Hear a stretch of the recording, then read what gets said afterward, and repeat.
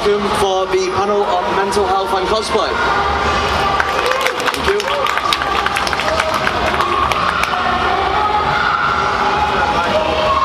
We're just waiting for one more, just getting ready, just a couple of seconds, so she'll just join us after we've done that. So I'd just like to say thank you for you all to just kind of take the time out of your day to kind of come and sit here for a bit.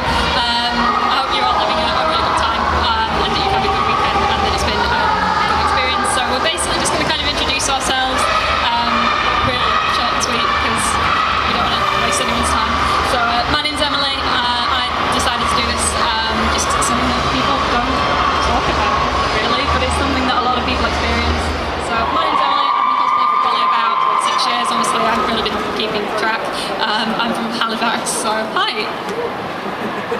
Hi, my name's Hannah. I've been doing cosplay since about 2012, so about 7 years, and it's just a good opportunity to say to Emily, thank you so much for asking me to be involved in this. I really appreciate it. I've already got a microphone, so it's fine. Hi, my name's Helen. I've been cosplaying for...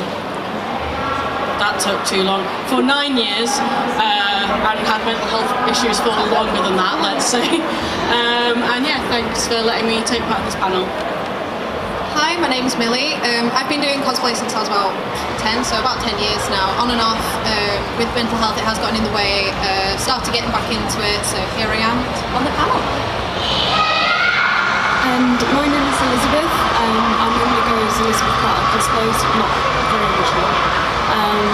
But yeah, so I'm here today just to talk about cosplay and mental health, and that's what we're going to be discussing. There is actually a person behind that monitor that's just kind of there, spinning around a bit. Okay, so just kind of getting into it, we sent out a survey on Facebook and Instagram, pretty much asking people what their experiences were, what they'd kind of want to say to a convention organiser in terms of how to make yeah, we can see you now, in terms of how to make things easier for them. We also asked basically how it affects you, both positively and negatively, because you can't dwell on the negative things, but you also kind of need to address them as well. So the first question that we asked on the survey, I would just like to say thank you to everyone that did that. We will leave the survey open if anyone wants to kind of add anything later on, and we can pop that on Facebook and do a bit of a write-up to it. I'm sure some of these guys are going to do some videos as well on YouTube channels as well. I repeat what I'm saying a lot, so just ignore that. Right, so just start with the first question. So yeah, so the first thing that we asked was basically how do conventions kind of negatively affect your mental well-being? We got so much response to this, and it sounds really bad, but there's a lot of things that conventions kind of don't think about when they're organising these. So if you want to... No, let's go for it. Let's just dive in feet first. So, a couple of the things that we got a reaction from is, for example, lack of signage, confusing layouts, and how these are things that, even though they may not seem like a huge issue, they can so easily trigger anxiety. I know for myself that sometimes when I'm not able to have all the information I need, it can very quickly get to the frustrated tears point. So yeah, that was something when I read it, I was just like, yeah, that is very relatable for me. I mean, in relation to that, one of the first things that you've put on this list is long queues. Speaking as someone who, in addition to the mental health, also my physical health is not the best. My legs are pretty awful. So standing in long queues is something that I find incredibly difficult, and I know that a lot of people with mental health as well, it's that frustration. And then also with the lack of signage, it's the anxiety of, do I get in this queue? Is this queue for the right thing? What if I queue for like an hour, but it turns out this queue wasn't even the queue I need to be in? It's just that. On a very similar note, I didn't even know where the stage was. I had to get directed to here because when they said that it was on the stage, I was like, well, there are two, which one is it? I had to get a couple of people to point me in the right direction. If it wasn't for them, I would have no idea where to go. I'm very relieved that there is a full audience here. And a huge sign. And a huge sign that you can't really see. But I'm really glad that people have managed to find their way here, so congrats guys.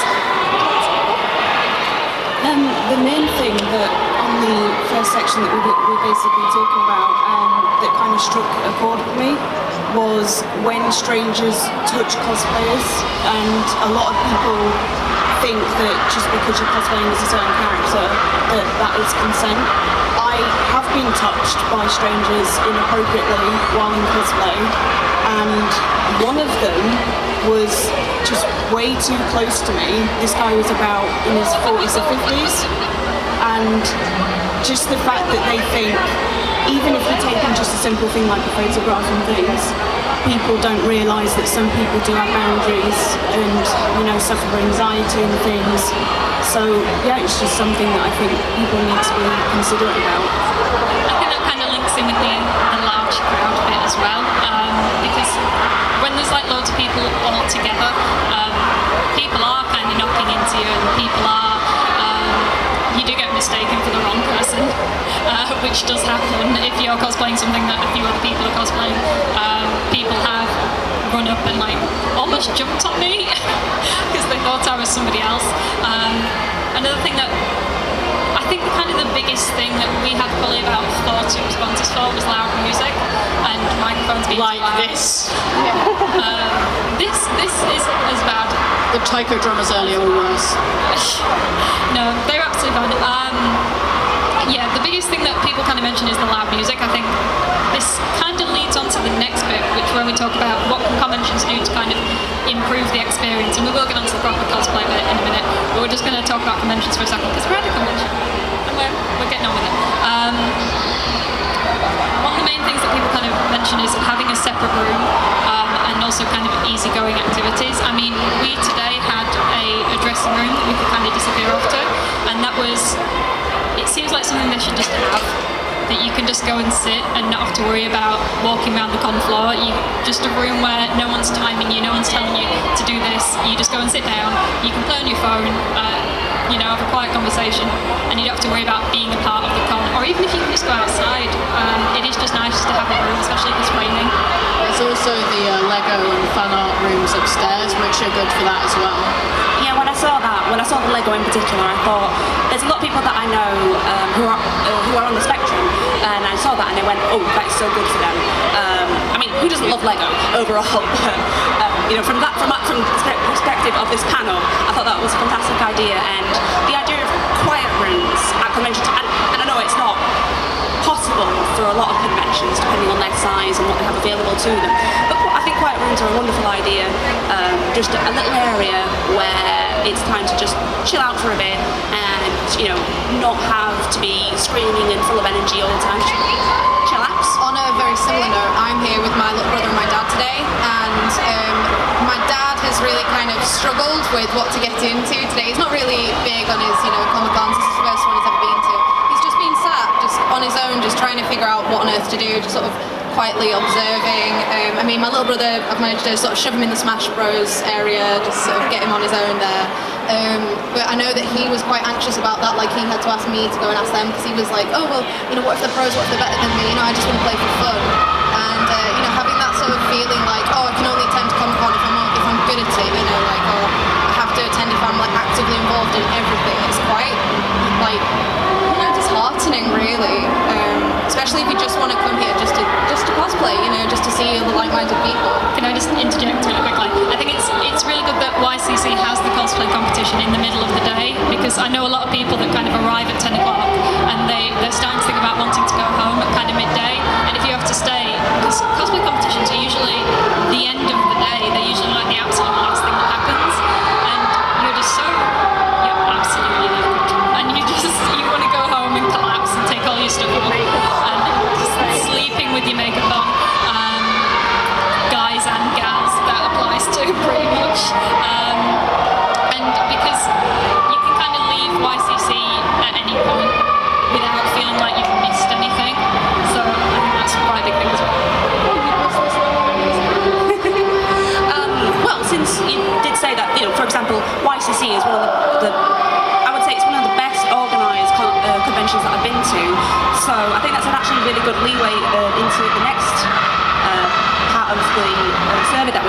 which is what conventions can do to improve the experience of the con goers. So I think that's.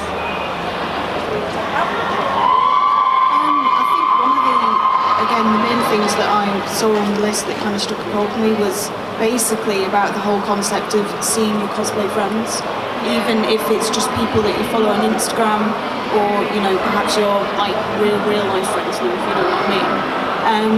It's just basically trying to find somebody else that actually understands you and the niche with cosplay, which used to be a niche, but has become more mainstream now as a result of people saying to themselves, oh well, I want to dress up in a costume, and some people aren't too sure, but then when they start to see cosplay and how mainstream it's starting to become, that they start to get into that and then start to make friends and everything like that.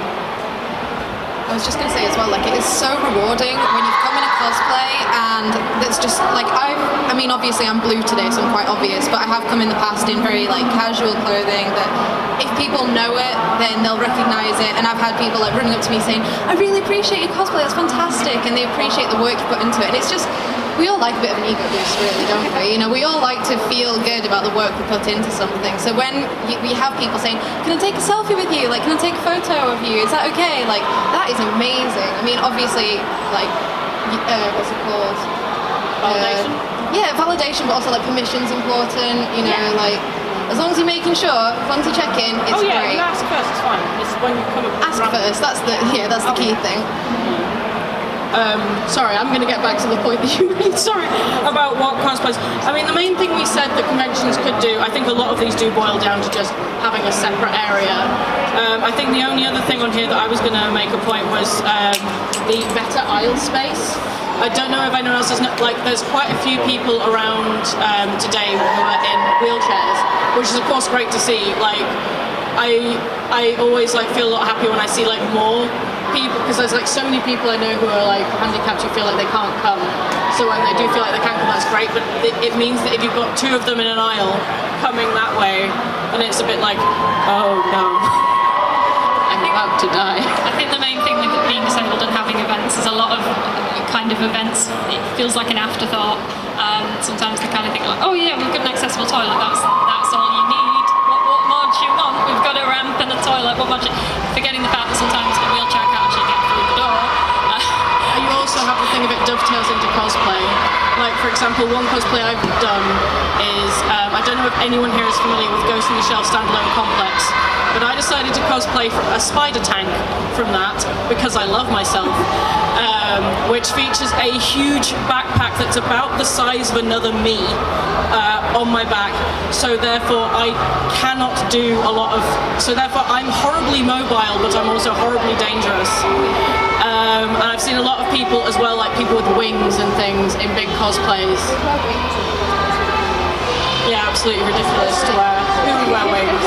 Where you're just walking through the con hall, but because the aisles are so tiny and it's so cramped together, everyone's backing against them and they break. Kind of bleeding into the quiet room. I think change rooms are pretty important as well if you come in and cosplay, because one of the things that people did mention in the survey was travelling to a convention in a costume. A lot of people, I mean, I wouldn't want to get in the train in this. It sounds kind of... I would. It sounds kind of hypocritical because I was going to wear a cosplay today, but it was Anne Lister and that doesn't come out until tonight. Is it watching Gentleman Jack tonight, by the way? Because it's going to be good. But it was a huge woolen coat, and I think it's so important just to kind of remember that conventions are supposed to be fun. If your costume's not comfortable or you're not comfortable wearing it, just don't wear it. No one's going to judge you for showing up at a convention in a t-shirt and a pair of jeans, even if they were kind of expecting you to be in costume.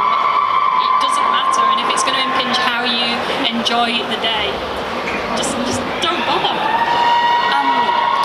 Something that I've always said to especially younger cosplayers, and I reiterate this over and over again when they talk about oh well, I don't look like a character, or well, should I do it this way, should I do it that way?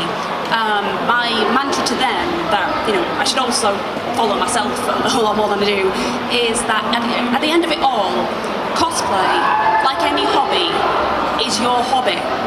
it's not your job. It's not something that you should invest that part of yourself in.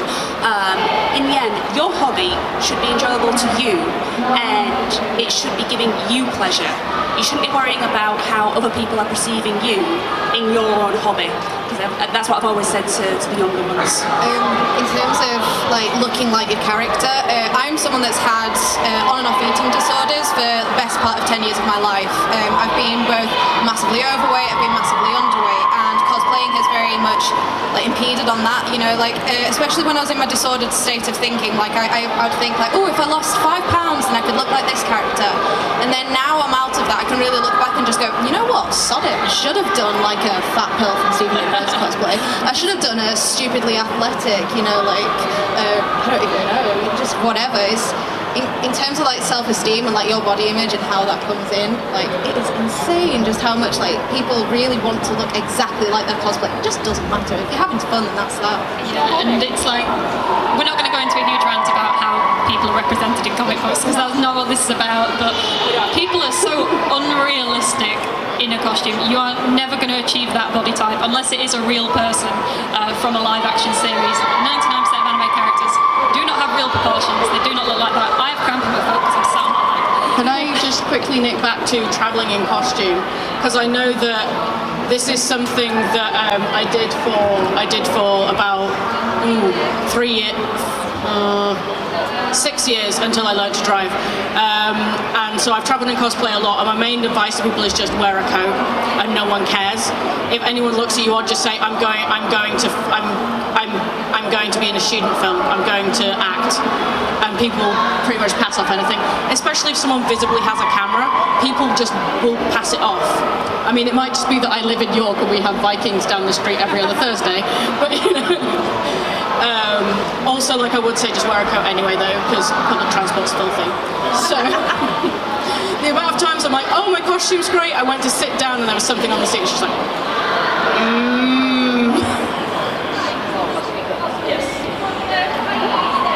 Yeah, was you gonna go on to the next one, actually? Yeah. I was going to kind of start to wrap it up because we're getting towards the end. One of the main positives that people mentioned was actually the mindfulness process of making a costume, of just kind of having that stress, but it's good stress. It's not like I'm going to lose my job next week kind of stress. It's I've got to get this done, I've got to focus on something, and it kind of takes your mind off anything else that you're worrying about. You might be making 700 scales, or I know Emmy's there and gluing 5,000 leaves to a cape, and you're thinking about that all day instead of what it is that you're worrying about and any kind of external stresses that you might have. And just the process of kind of just painting something, it's relaxing, it's calming. And if anyone's out there who's kind of too scared to start making a costume, just do it. If it's not how you expected it to turn out, just do it again. No one's going to see it, no one's going to kind of judge how that turns out. If you're genuinely not happy with it, just don't wear it, just try again and keep doing it. I will always recommend to people to make your own cosplays. Again, hypocritical because I'm actually cosplay today. I'll hand over to... My one caveat to that, if you can't make rent or pay your bills, do not make cosplay. I don't want to come across as elitist, but It's not worth it. It's not that hard. I realise one of our things that negatively affect your well-being is the financial side of cosplaying. I know everyone here has spent more money than they should have done on a cosplay, but it's still like, do as I say, not as I do. Since we're just talking about we want to end it on a positive, and we're just talking about the positive elements that can affect your mental well-being. Well, first of all, I'd just like to say, I saw the leaf cape being birthed through Instagram. It was a beautiful thing to see. It was beautiful. But also, one of the things that people said to us is making friends. And something that I was actually thinking about as we were on this panel is that somebody once said to me, why do you do conventions? Why do you cosplay? And I just went, I don't know. And then I took a while to think about it. And I think the end thought was, it makes me feel normal. And that is definitely something that has helped my mental mental well-being is just, I'm amongst people who in any other setting would be looked upon very strangely, and I feel completely comfortable right now. Yeah, I think another point in terms of how cosplay can positively affect your mental well-being is just about what Emily was mentioning about the mindfulness of making cosplays and the distraction from real-life stress. I'm not going to go too into detail, but basically I'm a trauma survivor, and literally if it wasn't for cosplay, I have no idea where I'd be right now.